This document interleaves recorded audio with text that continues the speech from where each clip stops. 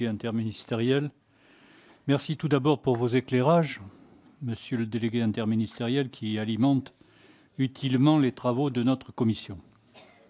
Votre action s'inscrit dans un travail plus vaste, puisque le gouvernement a également lancé, cela a été souligné, un observatoire des ressources minérales pour les filières industrielles en novembre dernier. De même, sur le plan européen.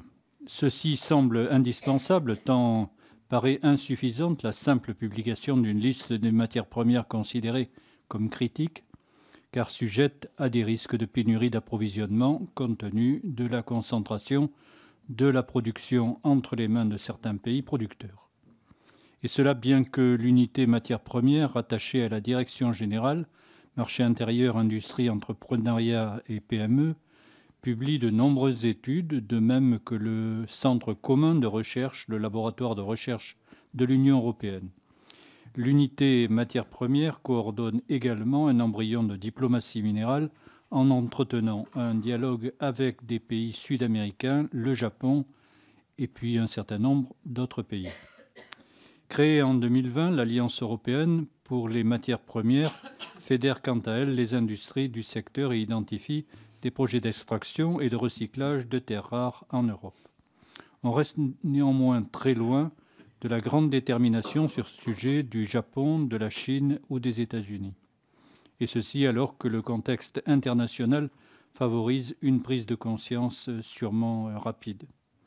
Pensez-vous, monsieur le délégué interministériel, que les esprits soient davantage prêts à prendre la mesure de notre perte de souveraineté minérale? Merci. Merci, monsieur le député. Les esprits sont prêts, c'est très clair. Vous avez mentionné l'ensemble des actions conduites au niveau européen. Moi, dans les contacts au niveau de l'Union européenne, mais dans les contacts bilatéraux que j'ai, j'allais dire, cette prise de conscience, cette volonté, elle est tout à fait partagée. Et la mobilisation des expertises est extrêmement forte. Et tous les organismes dont vous avez parlé, évidemment, nous construisons notre politique en relation extrêmement forte avec ces différents acteurs. Il y a aussi un réseau des organismes géologiques européens.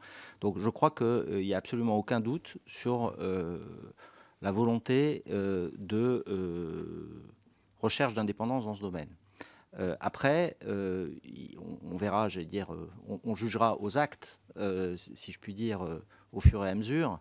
J'insiste sur le besoin de financement. J'insiste sur le besoin de financement parce que l'indépendance, ça a un prix. Ça n'est pas gratuit. C'est-à-dire que la tendance naturelle c'est quand même plutôt d'aller chercher là où les prix sont les plus bas. Et la recherche des prix les plus bas ne garantit pas l'indépendance.